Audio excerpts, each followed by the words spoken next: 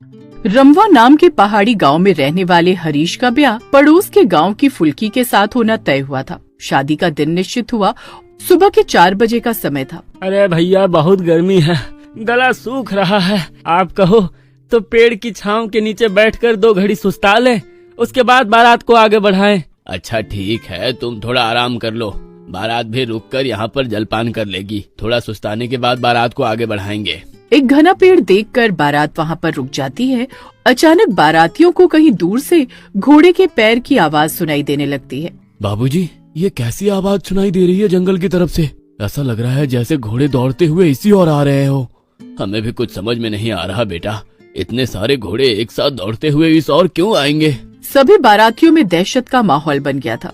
अपनी आंखों के सामने हथियार बंद डाकुओं को खड़ा देख सभी बारातियों के पसीने छूटने लगे थे। कोई शोर नहीं मचाएगा, चुपचाप अपने गहने और कीमती सामान उतार कर यहाँ रखो और जाओ यहाँ से। जरा भी होशियारी करने की कोशिश की तो अपनी जान से हाथ धो बैठोगे। डाकू की बात सुनकर बारी बारी से सभी बाराती कीमती जेवर, गहने और रुपए वगैरह डाकू के पास रखकर वहाँ से अपनी जान बचाकर भागने लगते हैं। सभी बाराती चले गए, लेकिन मैं अपनी फुल्की को छोड़कर कहीं नहीं जाऊंगा। तेरे पास 2 रास्ते हैं, या तो तेरी फुल्की के साथ मैं तुझे भी इसी जंगल में गाड़ दूंगा, या फिर तू चुपचाप अपनी जान बचाकर यहाँ से निकल जा। भूल जा कभी तेरी शादी भी हुई थी। डाकू की धमकी सुनकर हरीश दुम दबाकर वहाँ से भाग जाता है। इधर अंदर डोली में बैठी फुल्की की नींद लग जाती है, जिसके कारण उसे कुछ पता ही नहीं चलता कि बाहर क्या चल रहा है। कुछ देर बाद फुल्की की आंख खुलती है तो वो अपने आप को कुछ अनजान लोगों के बीच में पाती है। कौन हो तुम लोग? मेरी शादी तो हरीश के साथ हुई थी, मेरा दूल्हा कहाँ चला गया? मेरी बारात कहाँ है और आप लोग कौन हो? अरे कौन दूल्हा? वही डरपोक। अरे अपनी जान बचाने के लिए तेरी जान का सौदा करके चला गया वो, अब तू हमारी है। डाकुओं की बात सुनकर फुल्की बहुत घबरा जाती है। देखो, तुम्हें ये गहने चाहिए तो रख लो, लेकिन मुझे जाने दो। फुल्की डाकुओं से बचने के लिए पहाड़ों में दौड़ लगा देती है और वहीं से फिसलकर नीचे खाई में गिर जाती है, जिसके कारण उसकी मौत हो जाती है। फुल्की मर तो गई थी, लेकिन मरने के बाद उसकी आत्मा को शांति नहीं मिलती और वो एक चुड़ैल का रूप ले लेती है। रमवा गांव में आज बिरजू की शादी थी। बिरजू की शादी में जाने को गांव के लोग बहुत उत्साहित थे। अरे बिरजू भैया, कुछ मिठाई विठाई भी बनवाए हो या नहीं? अरे मैं तो आज जमकर लड्डू और जलेबी खाने वाला हूँ। हाँ, अरे भैया, लड्डू जलेबी के साथ रसगुल्ले भी बनवाए हैं, आप सब जमकर खाओ। लेकिन अब जल्दी से तैयार हो जाओ, बारात निकलने का समय हो गया है। रास्ते में जंगल पार करके जाना पड़ता है, याद तो है ना?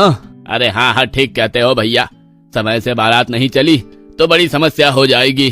बिरजू और उसके दोस्त जल्दी जल्दी बारात की तैयारी करते हैं और नाचते गाते बारात गांव से निकल पड़ती है। बिरजू बार बार सबको बारात जल्दी आगे बढ़ाने को कह रहा था, लेकिन गांव वाले तो नाचने गाने में इतने मस्त थे कि बिरजू के समझाने पर भी बारात जब तक जंगल तक पहुंचती है, दिन ढल जाता है। अरे कौन समझाए आजकल के लड़कों को, कहते कहते थक गए हम कि थोड़ा जल्दी जल्दी बारात आगे बढ़ाओ, लेकिन इनका तो नाचना गाना ही खत्म नहीं होता। अब देखो अंधेरा हो गया है, अब अंधेरे में तो रास्ता भी समझ नहीं आ रहा कि बारात किस तरफ को ले जाएं।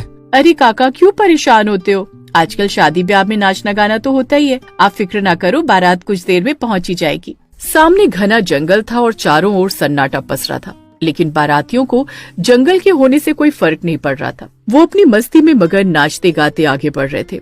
तभी अचानक तेज बिजली कड़कने लगती है और देखते ही देखते जोरदार बरसात शुरू हो जाती है।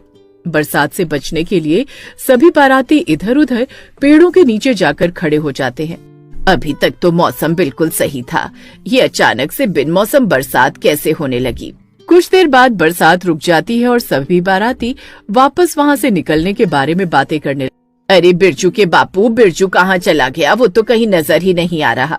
अरे ऐसा कैसा नजर नहीं आ रहा, यही किसी पेड़ के नीचे होगा। बिरजू, बिरजू बेटा कहाँ चला गया तू? पहले ही लेट हो गए हैं, जल्दी आ, बारात को निकलने का समय हो गया है। बिरजू की माँ, पिताजी और बाकी रिश्तेदार भी बारी बारी से बिरजू को आवाज लगाते हैं, लेकिन बिरजू का कहीं कोई पता नहीं लग पाता। अरे भाई, इतने सारे लोग हो, किसी ने तो देखा होगा कि दूल्हा अचानक कहाँ चला गया। कोई सुई है क्या? जो खो जाएगी। इतना लंबा चौड़ा लड़का ऐसे कैसे आंखों के सामने से गायब हो गया?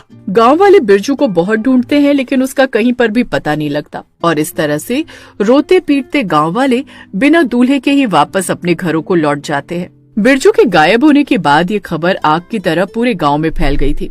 जैसे ही बिरजू के गायब होने की सूचना दुल्हन के घर वालों को मिलती है, उसी रात बिरजू की पत्नी का भाई श्याम दूल्हे के रूप में तैयार होता है।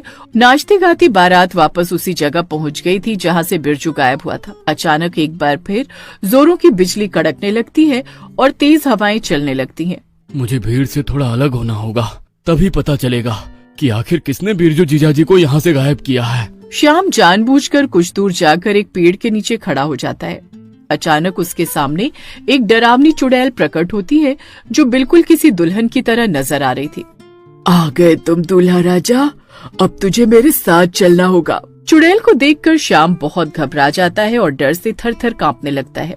चुड़ैल गुस्से में श्याम की ओर देखती है और उसकी ओर एक फूंक मारती है। श्याम बेहोश हो जाता है। कुछ देर बाद जब उसकी आंख खुलती है तो वो खुद को एक गुफा के अंदर पाता है। अरे ये मैं कहाँ आ गया? ये कौन सी जगह है? मुझे तो लगता था जीजाजी को जरूर कोई चोर डाकू उठा ले गया होगा, लेकिन मैं तो एक चुड़ैल के चक्कर में फंस गया। श्याम घबरा रहा था, तभी उसकी नजर पास में रस्सी से बंधे बिरजू पर जाती है। अरे श्याम, तुम यहाँ कैसे पहुँचे? तुम्हें भी वो चुड़ैल उठाकर लाई है क्या?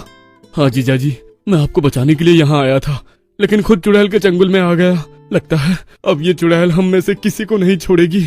लेकिन हमने इस चुड़ैल का क्या बिगाड़ा है? तुम सब के सब एक जैसे ही होते हो। इससे पहले कि तुम किसी लड़की से शादी करके उसकी जिंदगी खराब करो, मैं तुम्हें उठाकर यहाँ ले आई हूँ।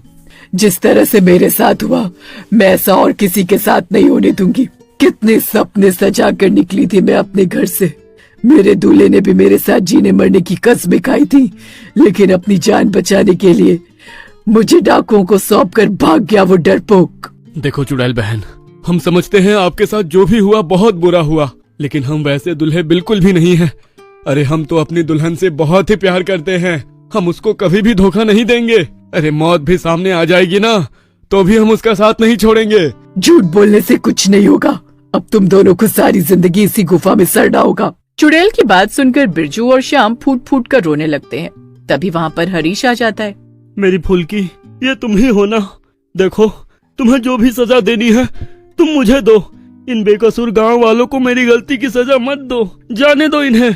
हरीश को अपने सामने खड़ा देख चुड़ैल फुल्की बहुत गुस्से में आ जाती है। अच्छा हुआ तू खुद ही मेरी गुफा में आ गया, वरना तेरी गलती के कारण न जाने कितने दूल्हों को मारना पड़ता। तुम चाहो तो मुझे मारकर अपने मन को शांति दे सकती हो फुल्की, लेकिन सच बात तो यह है कि मैंने तुम्हें कोई भी धोखा नहीं दिया। तुम्हें कोई गलत फहमी हुई है। अरे उस रोज जब डाकुओं ने हमारी बारात पर हमला किया तो तुम डोली में गहरी नींद में सोई हुई थी, इसलिए तुम्हें सच्चाई के बारे में नहीं पता। मैंने डाकुओं से बहुत विनती की थी कि वो तुम्हें भी हमारे साथ जाने दे, चाहे तो उसके बदले हमारा रुपया, पैसा, धन दौलत सब कुछ ले ले, लेकिन वो लोग नहीं माने और मुझे और मेरे परिवार को जान से मारने की धमकी देने लगे। मजबूरी में मुझे वहाँ से जाना पड़ा, लेकिन मैं सच कहता हूँ, मैंने तुम्हें कोई धोखा नहीं दिया था। अरे मैंने आज तक शादी नहीं की है, बल्कि तुम्हारी यादों में ही अपना जीवन बिता रहा हूँ। हरीश की बात सुनकर फुल्की का गुस्सा शांत हो जाता है और उसकी आत्मा को शांति मिलती है।